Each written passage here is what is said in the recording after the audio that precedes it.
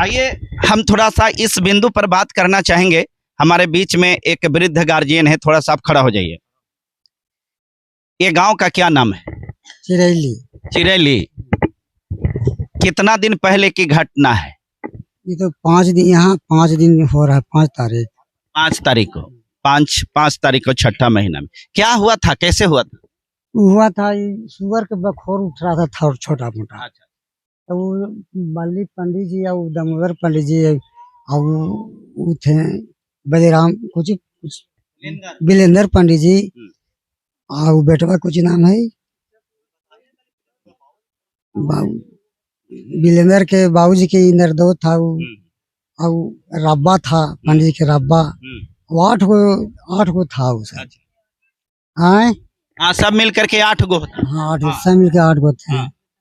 तो वो कहीं नहीं उसका उजी पड़ी हाथवा रोके में उसका सब गाड़ी ट्रैक्टर गाड़ी से लाद ले था। अच्छा, कौची लाद लेता? तलवार और रिवाल्वर और कटारा और रड। हाँ सब गाड़ी में लाद ले था। अच्छा। अब आ करके वो तोड़ना शुरू किया। अच्छा। शुगर के बखोरिया वाला। हम लोग ये बाबा से छोड़ दे बाबा, छोड़ दे। तो हम छोड़ावे लगी है तो वही में चलाना शुरू। ओ, तलवार और जो काटने वाला कटार हाँ था, कटार था जिस पेड़ काटे वाला था से रोकने मारी तो कोई रोके नहीं। किसका हाथ कट गया? संजय मांझी के। अच्छा। हाँ।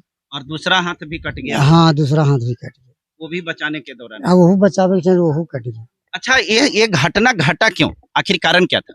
कारण था वही सुगरिया के बखोर के उठावे के चक्कर में। तो सुअर के बघोर अब दूसरा के जमीन में उठा रहे थे, वो संजय दूसरे के जगह में थे ना। ये घर में जरुआ जमीन, ये जगह घर में जरुआ है। हाँ आम घर में जरुआ। हाँ, आम घर में जरुआ है। हाँ तो ये आम घर में जरुआ तो सरकारी जमीन है। ये बाबा जी के तो जमीन नहीं ना है, ना। तो जब बाबा जी के जमीन नहीं है तो फिर ये बाबा जी इस प्रकार के काम क्यों किया, कारण क्या है? पौठी पौठी जमीन उनको है। अच्छा, किनारे में उनका, उनके चौपटी। हाँ। ओ, तो पंडित जी के कहने का मतलब कि पंडित जी के जमीन है, उसके सामने अगर किसी का घर भी है तो फिर वो उसी का पंडित जी का ही घर हो जाएगा। अगर पंडित जी के घर के सामने, पंडित जी के मकान के सामने, उनके जमीन के सामने किसी की कोई भी प्रॉपर्टी होगी तो वो सब प्रॉपर्टी पंडित जी का हो जाएगा। इसलिए क्यों बाबा जी हैं, इसलिए कि दबंग है, इसलिए कि रसूखदार हैं, इसलिए कि उनकी पैरवी है। ये घटना जो है हम आपको बताते चले, गया जिला के टिकारी प्रखंड के अंतर्गत, टिकारी थाना अंतर्गत ये चिरैली गांव है, जहां पर आपने सुना 150 घर यहाँ मांझी, 150 घर और 5 घर बाबा जी जिसको पंडित जी बोलते हैं, मात्र 5 घर है।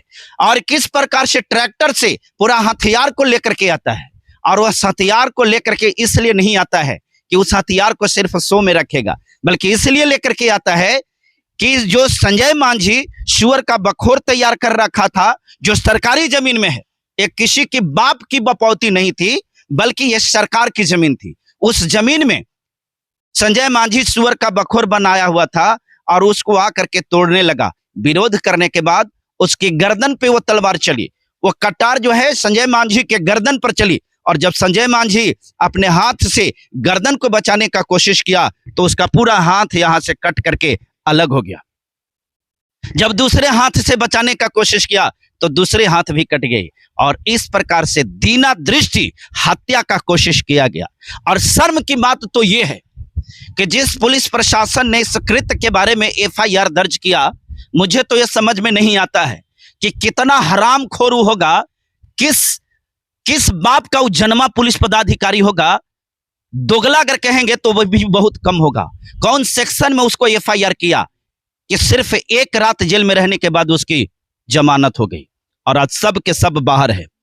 यह है लोकतंत्र और यह है न्याय, और यह है यहाँ के दलित की स्थिति। और यहाँ के जो दलित नेता अपने आप को कहते हैं कि हम दलित हैं, चुल्लू भर पानी में डूब करके मर जाना चाहिए नेता अगर है तो। जो अपने समाज का नहीं हो सका, अपने समाज के लोगों को जीवन को नहीं बचा सका, उसकी रक्षा नहीं कर सका, वो नेता नहीं, बढ़ुआ है, दलाल है, चाहे किसी भी समाज का हो, चाहे तो मांझी समाज का हो, चमार समाज का हो, या पासवान समाज का हो, या किसी भी समाज का हो। गौर करके देखिए, जिस घर में, जिस गांव में 150 मांझी हो और सिर्फ 5 घर बाबा जी हो, उसकी स्थिति ऐसी हो सकती है। तो जिस जगह पर सिर्फ 5 घर मांझी हो और 150 घर बाबा जी होगा, उसकी स्थिति क्या होगा? हम चाहेंगे थोड़ा सा कैमरा मन को कि कैमरा घुमा करके दिखलाइए। देखिए ये सारे लोग हैं यहाँ, ये सारे लोगों को आप देख सकते हैं, पूरा चारों तरफ घुमा करके दिखलाइए। देखिए ये देख सकते हैं, जब मीडिया वाले लोग यहाँ आते हैं तो ये देखने के लिए, तमाशा देखने के लिए पूरे तरह से इकट्ठा हो जाते हैं, जैसे लग रहा है कि यहाँ मदारी हो रहा है। इस मदारी को देखने के लिए तो इकट्ठा हो जाते हैं, परंतु उस सामंतवादी, वो मनुवादी, वो अपने आप को जो गुंडा और लठैत समझता है, और वो जब आता है किसी की हत्या करने के लिए तो ये घर में दुबक जाते हैं। ये घर में हिजड़ों की भांति घर में दुबक जाते हैं और उसकी सामना नहीं करते हैं। आज इनकी बुजदिली के वजह से संजय मांझी अपना हाथ को गंवा बैठा है। और अगर इसी प्रकार की स्थिति रही तो मैं आपको वादे के साथ कहता हूं कि आज तो इनकी गर्दन बच गई, कल ऐसे ऐसे कितनों की गर्दनों का त्याग देना पड़ेगा, ऐसे ऐसे कितने गर्दन कट जाएंगी। और पुलिस प्रशासन और न्याय की अगर बात जो करते हैं, न्याय आपके हिस्से की चीज नहीं है, न्याय उनके हिस्से में की चीज है। जो उनके नेता हैं, जो उनके पदाधिकारी हैं, जो उनको पैरवी करने वाले हैं, आप वोट देने के लिए सिर्फ हैं, आपका वोट का लोग सिर्फ इस्तेमाल करता है, परंतु आपके साथ जब शोषण जुल्म अत्याचार होता है तो कोई आपके पास में आकर के संरक्षण देने वाला नहीं होता है। और एक बात और आपको हम बताते हैं, जो इस प्रकार के कारनामा किया है वो कोई आम पब्लिक नहीं था, बल्कि वो प्रशासन में काम करने वाला, डिफेंस में काम करने वाला सीआरपीएफ का जवान था। आप में से कौन बता सकते हैं? आपको मालूम है? थोड़ा सा खड़ा हो जाइए। जो मारा था, जो हत्या किया है, वो कौन था? सीआरपी था। सीआरपी, क्या नाम है उसका? नाम तो पता नहीं है। सिंटू नाम है। सिंटू नाम। आप गौर करके देखिए, एक पुलिस पदाधिकारी होकर के जिसको देश की रक्षा करने की जिम्मेवारी मिली है, अब वो कितना बड़ा हरामखोर है, कितना बड़ा उसको कह सकते हैं कि नालायक है, जिसको देश की रक्षा करने की जिम्मेवारी मिला है, वो ऐसे कर रहा है जैसे आतंकवादी से लड़ने के लिए यहाँ आया है।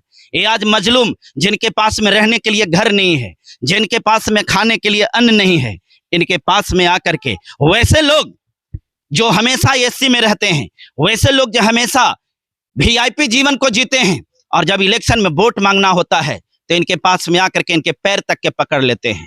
5 साल तक इनके वोटों पर राज करने वाला, शासन करने वाला वो हरामखोर आज कहाँ है? आज वो हरामखोर की जरूरत है।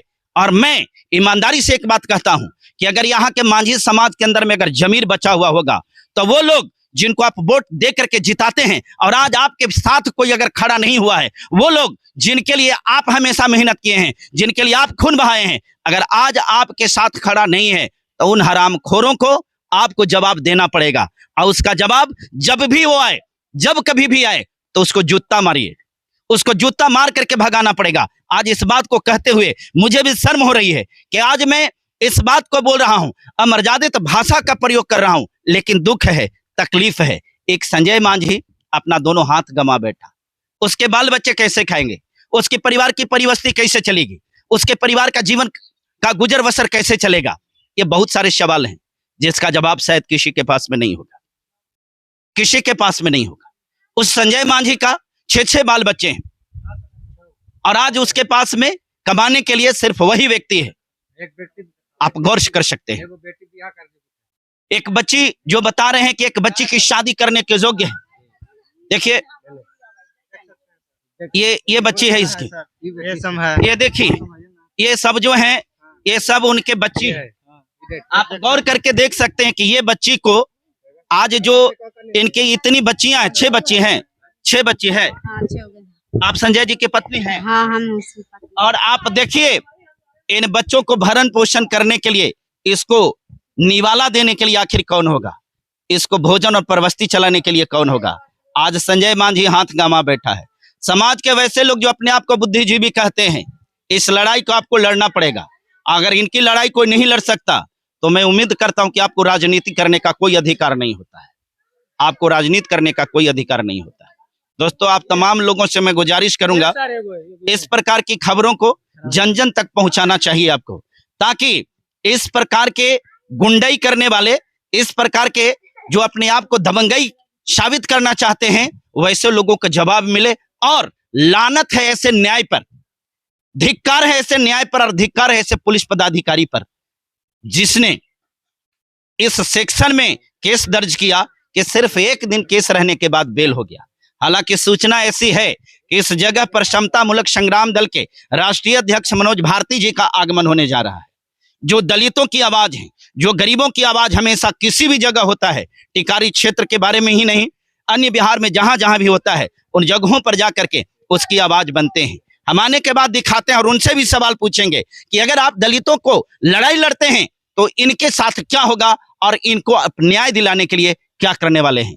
तब तक आप हमारे चैनल को अगर सब्सक्राइब नहीं किए हैं तो सब्सक्राइब कीजिए और वीडियो को इतना वायरल कीजिए, इतना वायरल कीजिए कि वो व्यक्ति जो इस प्रकार के घटना का अंजाम दिया है वो बचने ना पाए। वो बाबा जी जो भीख मांगते मांगते जिसकी जिंदगी गुजर जाती है, वो बाबा जी अपने आप को दबंग साबित हो रहा है। जरूरत इन चीजों को समझने की दोस्तों। अगर आज आप नहीं समझेंगे तो फिर आगे आने वाले वक्त में आपके साथ और बड़ा शोषण होने वाला है। बहुत बहुत धन्यवाद, शुक्रिया।